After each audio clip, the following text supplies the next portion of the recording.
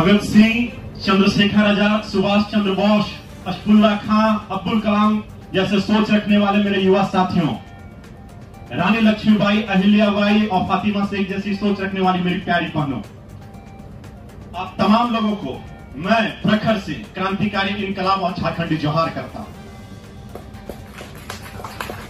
दोस्तों, मुझे आज बोलने का मौका मिला है सकारात्मक राष्ट्रवाद और नकारात्मक राष्ट्रवाद के बारे में, लेकिन सवाल इस बात का उठता है कि आखिर राष्ट्रवाद है क्या? राष्ट्रवाद का तो मतलब होता है राष्ट्र के प्रति प्रेम करना। इसमें नकारात्मक और सकारात्मक कहां से आ गया?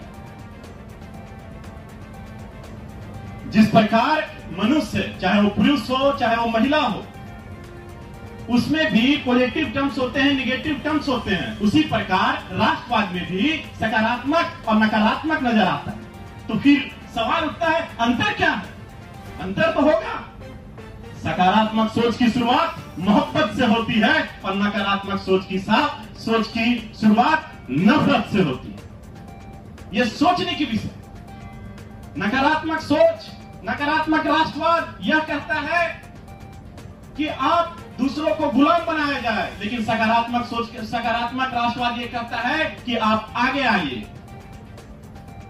नकारात्मक राष्ट्रवाद यह कहता है कि आप गुलाम बन के रखिए, झूठी देशभक्ति को बढ़ावा देता है। वहीं सकारात्मक राष्ट्रवाद आगे बढ़ने की बात करता है, जहां जुल्म हो रहा है लोगों के साथ, वहां आगे आवाज उठाने के बारे में बात करता है।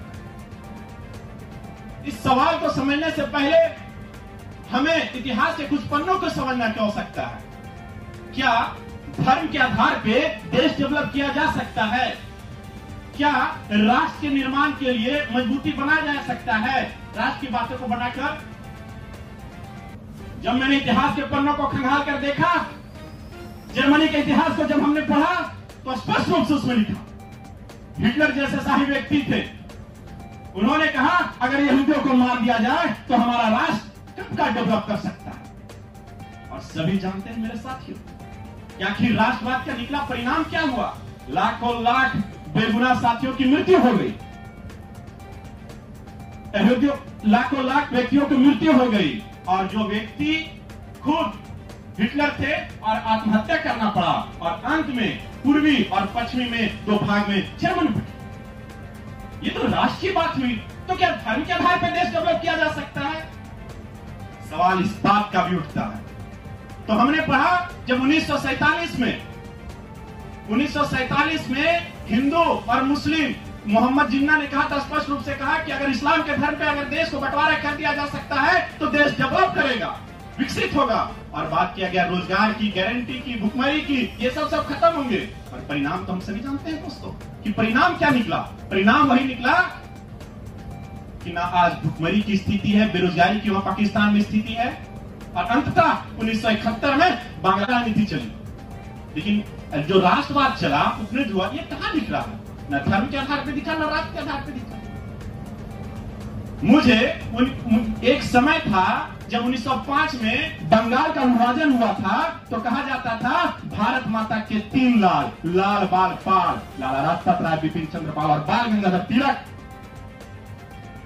कोई पंजाब से, कोई महाराष्ट्र से, लेकिन जब देश की टूटती है तो सब हम लोगों ने एक किया। वो सकारात्मक राष्ट्रवाद की शुरुआत हो रही थी। लेकिन वही जब 1947 में देश 2 भागों में बंट रहा था, तो नकारात्मक राष्ट्रवाद इतना बढ़ गया कि लोगों में कुछ कहने की जरूरत नहीं। और फिर सभ्यता के अनुसार पे लोगों को जोड़ने की बात कही गई। तो मैं यही बोलना चाहता हूं कि हमारे देश के इतिहास को पढ़ लीजिए, चाहे वो ऋग्वेद हो, यजुर्वेद हो, सामवेद हो, अथर्ववेद हो, सबसे पहले से ही चला जाता है, चलते आ रहा है। क्या उस चीज में बदलाव नहीं हुआ? अरे हम उस देश के नागरिक हैं जिस देश में छत्रपति शिवाजी महाराज और सम्राट अशोक जैसा राजा था। मैं उस देश का नागरिक हूं जिस देश में हर 50 मील में रूप, पहनावा और मजहब बदला जाता था। मैं उस देश का नागरिक हूं जिस देश में अपने भूगोल से पढ़ने से पहले पूरे ब्रह्मांड का भूगोल पढ़ाया जाता था।